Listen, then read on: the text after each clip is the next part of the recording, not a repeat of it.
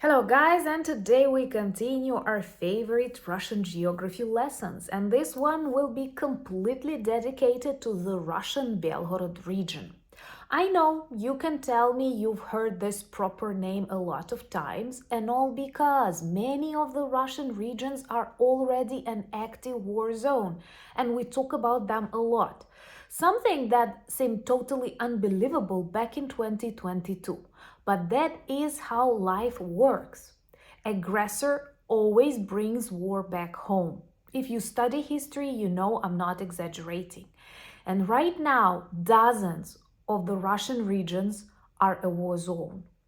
Russian population is lucky that Ukrainians follow the rules of war even after all the violence they commit on a daily basis in our country. So we target only legitimate military objects, but at the same time, they already know in many Russian regions what is an air raid alert, what is the work of the air raid, the explosions on military objects. And Belgorod and Kursk, of course, are these very hot zones. And tonight, Ukrainian aviation neutralized a very important military command point in Belgorod, very close to the border with Ukraine. And this means serious problems for the logistics and coordination of the Russian army close to the front lines, close to our Sumy and Kharkiv regions.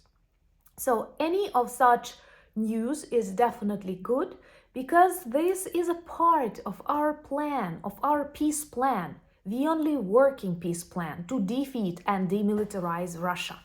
My name is Anna, I'm from Ukraine, I'm in Ukraine, and if you want to see the collapse of the Kremlin and Putin in The Hague, subscribe. We will discuss that on the channel soon. So let's start with this Belgorod Russian geography. Tonight, Ukrainian aviation destroyed an important command point there. It was located close to the border, and according to the reports available in our media, Russians worked really hard to hide it, to cover it, because, well, that's vital for the coordination of their army. But Ukrainian aviation found it and neutralized it. The destruction of a command point is always a big victory because this slows down or even paralyzes the movement of the Russian troops and traditionally saves lots of Ukrainian lives. There are also rumors that some of the Ukrainian troops have crossed the border of the Belgorod region. I don't know. It may be, and taking into account the destruction of this command point, it looks like a plan. But I think this will not be a big operation, something we remember about Kursk. But this may be a good idea to create this gray buffer zone on the Russian side. On the Russian side, we fully support Putin's idea about the need of the buffer zone, but on the Russian side. And maybe that is just the beginning of this special military operation to Belgorod. I am once again sure this will not be something big because President Zelensky respects the efforts of President Trump to start a ceasefire.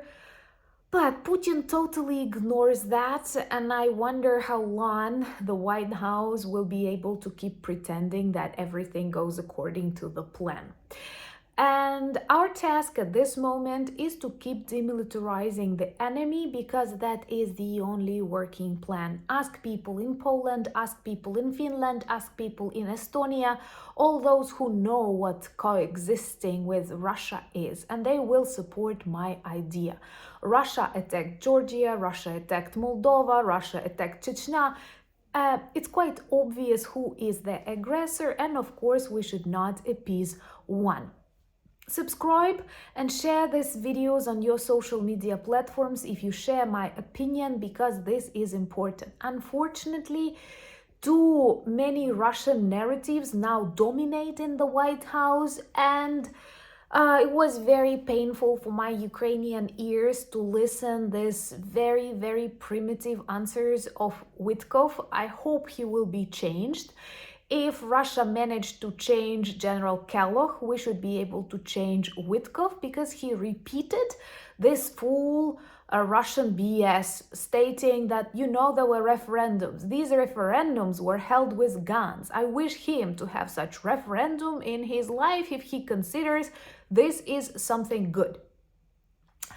And also talking about Russian language. Even if people speak Russian, this does not make them Russians. Just as speaking English does not make you English. Please remind that to Witkov. I think it's of great importance for the people in the United States, unless you identify yourself as English. And Belgorod in general is a region that suffers really seriously also from Russian special internal operations. There are numerous reports, and I've recorded videos about that too, on bombs that Russian army keeps dropping on Belgorod region. And it seems to me it was more than 100 in 2024. And they officially confirmed that. It's not an informational operation from Ukraine. They confirmed that. They have actually shared recommendations for the locals how to act if they found a huge cab in the forest. Because this region, their bombers often cross when they go to Ukraine, when they go to bomb our civilian infrastructure, and because of traditional Russian negligence, because of the condition of their aircraft, because of the high quality North Korean stuff they are supplied with, it happens all the time. And now, a question to those who still feel that Russia is a superpower, to Donald Trump. Can you imagine something similar happening in the United States and people accepting it as normal? Can you imagine, American bombers flying somewhere and dropping like hundreds of bombs on one of the states just because? And in the Russian newspapers, they report that was an accidental descent of a bomb. So they substituted just like in this Orwellian style. And it works, just as now they talk about Putin as a good man. I think it will go down in history. And I think it's good that we have all these videos where people like Witkov say that I think Putin is a good guy. After Bucha, after Mariupol, after Kakhovka Dam, after stolen Ukrainian children. And people have to be held accountable for such words and for such substitution of reality. That is, once again, that is not just a crime, that is a sin. Guys, remember to check my new video on my new channel.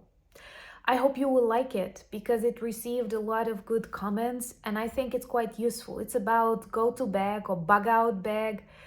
And we live in turbulent times. It's better to be prepared. So do check this video. And of course, subscribe to my new channel where I will share weekly videos about the civilian life in times of the big war.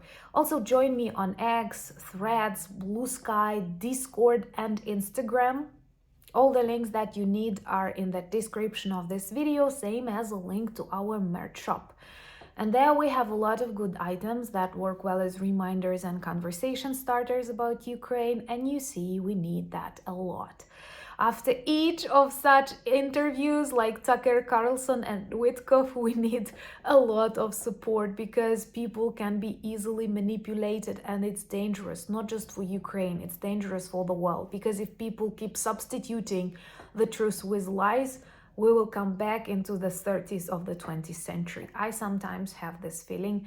I hope we are smarter, we are wiser, plus you have this like real living Ukrainian experience. Thank you for buying me coffees, becoming my patrons and sponsors of the channel. Thank you for all the ideas that you leave in the comments below. Thank you for all the support that you demonstrate in every corner of the world.